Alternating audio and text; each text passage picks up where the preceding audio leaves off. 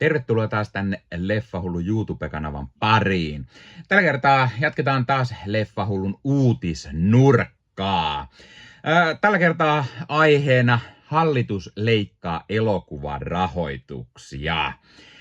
Eli Suomen hallitus ehdottaa lähes 8 miljoonan euron vähennyksiä elokuvarahoitukseen. Ja tämä on luonnollisesti aiheuttanut huolia. Ja nyt mä ajattelin myös ottaa tämän uutisen itse käsittelyyn, koska tämä on melko rankka aihe ja hyvin tärkeä, että mahdollisimman moni tietää ja saadaan hiukan keskustelua asiasta ehkä tällekin kanavalle. Eli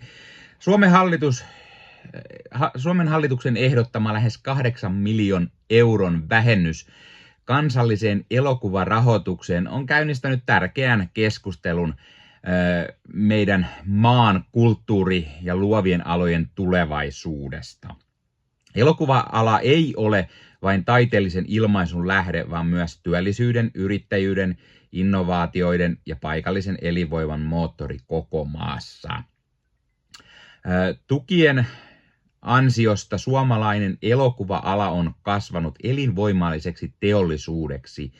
Meillä tuotetaan vuosittain noin 15-17 elokuvaa ja ala työllistää yli 5000 henkilöä, jotka ovat tietenkin alan ammattilaisia. Tämä esimerkiksi vaikuttaa myös verotuloihin. Eli jos yhtäkkiä nämä 5000 ihmistä ei olekaan töissä, joutuu työttömiksi, niin hallitus ei saa siitäkään rahaa verojen kautta. Eli tätäkään ei ole taas ajateltu järkevästi tätä asiaa loppuun asti. Merkittävän rahoituksen leikkaus johtaisi siihen, että tuotannot vähentyisi, työpaikkoja katoaisi ja kulttuurien saavutettavuuden heikkenemisen monissa yhteisöissä. Vakava olisi myös se, että noin 50 elokuvateatteria, joista monet sijaitsee maaseudulla, on tämmöisiä pienempiä yksityisyrittäjiä, niin ne olisi vaarassa sulkea ovensa, jättäen suuren osan väestöstä vaille mahdollisuutta päästä paikallisen elokuvateatteriin, koska suomalainen elokuvateollisuus on niin tärkeä näille pienille elokuvateattereille. Suomalainen elokuvateollisuus on myös tärkeä osa kansantaloutta. Kotimaiset tuotannot luovat kasvua, vauhdittavat matkailua ja palauttavat valtiolle sitä kautta ja verojen kautta maksuina huomattavasti enemmän kuin tämä alkuperäinen investointi edellyttää. Yhtä tärkeää on, että ne turvaavat työpaikkoja monessa eri ammattiryhmissä. Tässä ei ole pelkästään kyse siis näyttelijöistä, vaan tässä on näyttelijät, tekniset asiantuntijat, kaikki siltä väliltä, sekä ylläpitävät paikallisia elokuvateattereita, jotka toimii kulttuurikeskuksina ympäri Suomen. Pohjoismainen kulttuuri kokee jatkuvasti painetta globaalista sisällöntuotannosta. Siksi on tärkeämpää kuin koskaan varmistaa, että ihmiset saavat nähdä paikallisia tarinoita, jotka he tunnistavat omikseen. Suomalaiset elokuvat heijastavat yhteiskuntamme tavoilla, joihin kansainväliset tuotannot eivät kykene.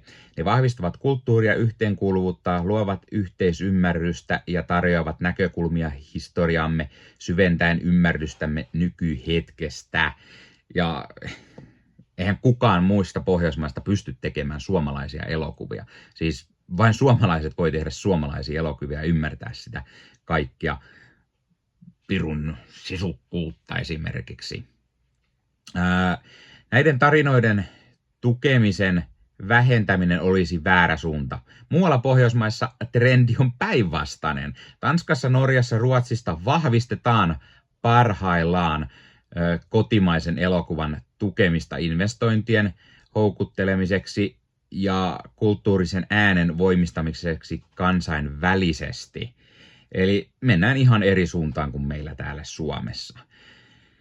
Ja nyt Suomella olisi mahdollisuus pysyä tasavertaisena kumppanina tässä kentässä varmistaen, että suomalaiset tarinat tavoittavat yleisön sekä kotimaassa että ulkomailla, vahvistaen samalla sekä kulttuuri-identiteettiä että kilpailukykyä. Tämä leikkaus tulee vielä tilanteessa, jossa hallitus on jo valmiiksi ajanut suomalaisen elokuva-alan ahtaalle leikkaamalla puolet audiovisuaalisen kulttuurin edistämiskeskuksen rahoituksesta tällä samaisella hallintokaudella. Ala on ollut isojen ongelmien parissa ja jopa isoilla studioilla on vaikea saada uudet projektit etenemään, saati sitten pienemmillä studioilla. Ja nyt onkin ongelma se, että monet pienet studiot esimerkiksi joutuvat pistämään lapun luukulle, koska ei vaan ole sitä rahoitusta. Meillä suurin osa elokuvateollisuudesta pyörii sillä rahoituksella. Ja jotta niin saadaan homma toimimaan, niin sitä rahoitusta täytyy olla. Ja kun valtio saa sitä takaisin moninkertaisena määränä, niin eihän tässä ole mitään järkeä leikata tältä alalta pois sitä. Suomalaiset on Euroopan kärjessä, kun tarkastellaan kotimaisten elokuvien katselua. Mutta nyt nämä suomalaisten kertomat yhteiset ja jaetut tarinat uhkaa kadota. Eli siis miettikää nyt, jos meillä Suomessa tehdään eniten kotimaisia elokuvia verrattuna muihin maihin, niin miten ihmeessä tai katsellaan siis eniten, niin miten voi olla mahdollista, että tätä ajatella ja haluta tätä asiaa tukea. Ja nyt monet suomalaiset tunnetut elokuvaohjaajat ottivat yhteisellä julkilausumalla kantaa näihin leikkausten peruntumisiin. Muun muassa Aku Louhimies, Tiina Lymi, Juho Kuosmanen, Klaus Härö, Zaida Perkot, Teemu Nikki, Dome Karukoski, Aki Kaurismäki, Pirjo Honkasalo, kaikki ilmasivat huolensa siitä, mitä leikkaukset toteutuessaan tarkoittaisivat suomalaisen elokuvan tulevaisuudelle. Siis mä en halua ottaa mitenkään kantaa politiikkaa sen enempää kuin sanoa, että on todella tyhmä idea ja että hallituksella ei tunnu olevan mitään tietoa elokuva-alasta tai siitä, kuinka moninkertaisesti elokuva-ala tuo rahaa valtiolle. Joten mä en tiedä, miksi on idea se, että lähdetään leikkaamaan elokuva-alalta rahoitusta pois toistamiseen, hankaloitetaan tätä asiaa tällä samalla hallituskaudella. Koska siis ne isoimmat kotimaiset elokuvastudiot ei oikeasti saa elokuvia tuotantoon välttämättä tällä hetkellä. Ja sitten taas ihmiset ei mene niitä katsomaan. Se aiheuttaa vielä enemmän sitä tilannetta, että ihmiset ei käy katsomassa näitä elokuvia ollenkaan. Ja sitten välttämättä ei käydä elokuvateatterissa, se aiheuttaa vielä lisää ongelmaa. Niin tää on todella ikävää. Hei, tää oli tämmönen lyhyt uutinen tällä kertaa. Laita kommentteja, mitä mieltä sä oot tästä asiasta ja mitä ajatuksia tää herättää. Ja haluatko sä, että käydään lisää uutisia läpi tällä kanavalla. Ja nyt myös koodilla LeffaHullu saat 10% alennuksen kulttileffakaupasta. Eli kannattaa käydä katsomassa. Kulttileffakaupasta löytyy kulttileffoja aimo-annos. Eli semmoisia vähän legendaarisia leffoja, mistä on tullut kulttiklassikoita, niin löytyy kulttileffakaupasta. Siellä on DVDtä, Blu-rayta, osassa ei välttämättä ole suomenkielisiä tekstityksiä, ne on tuontiversioita, mutta ne on kuitenkin kaikki tämän Eurooppa eli B-alueen tai kakkosalueen julkaisuja.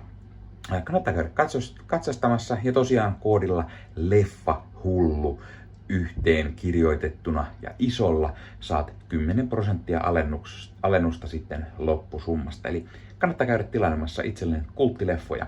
Kulttileffakauppaan kanssa tehdään myös kaikennäköistä muuta kivaa lähiaikoina. Ja hei, jos katsot YouTuben puolelta, niin pistä peukkuun, jos pistä kanavatilauksen muistoskellosta päälle. Näitä aina, koska tulee uusia videoita ja sen lisäksi auttaa kanava kasvamaan. Eli kiitos kaikille, jotka olette kanavan tilanneet. YouTuben puolella siellä on jäsenyydet, superominaisuudet päälle. Sieltä voi jäsenet tulla kanavan jäseniksi ja sieltä saa erikoismainintaa esimerkiksi tohon nimen, kun on kanavan jäsen ja sit saa erinäköisiä hyviä asioita. Näkee ennakkoonkin. Esimerkiksi tämänkin on nähnyt varmasti jo aikaisemmin, jos on kanavan jäsen, tämän videon sieltä ja muita videoita tulee. Esimerkiksi täällä on paljon täällä leffahuoneessa kaiken näköistä mistä on tulossa lähiaikoina varmasti video, niin niitäkin näkee sitten ennakkoon, kun on kanavan jäsen. Joskus tulee jopa pelkästään jäsenille tarkoitettuja videoita. Ja sen lisäksi on kaikki korostettuja vastauksia ja tila- tämmöisiä merkkejä ja muuta kaikki. Kyllä te tiedätte YouTube-juttut. 0,99 € kuussa tai 2,99 € kuussa, niillä saa erinäköisiä asioita, kun tilailee tai on kanavan jäsen. Ja niitä supertykkäyksiä, superkommentteja, kaikkea voi laittaa, niin siitä tulee muutamat kymmenet sentit sitten tähänkin suuntaan. Eli kiitos kaikille, jotka olette niitä laittaneet. Ottakaa Leffahullu somekanavat haltuun, Instagrami, TikTokki, Facebook-sivusto, jäne. Meikäläinen tekee Marvel Podcast Suomea, Star Wars Podcastia ja sitten sen lisäksi meikäläinen kuuluu Leffamediaan, jos on yli 30 sisääntuottajia, jotka rakastavat leffoja ja sarjojen katsomista, niiden arvostelemista ja kaikkeen leffoja ja sarjoihin liittyvää. Sieltä löytyy leffa- ja sarja-aiheiset uutiset, huhut, trailerit, sieltä löytyy haastatteluja, kaikennäköistä leffa- ja sarja-aiheesta. No niin, tämä oli Leffahullu podcast tällä kertaa. Ei muuta, ensi kertaa. Se on moro.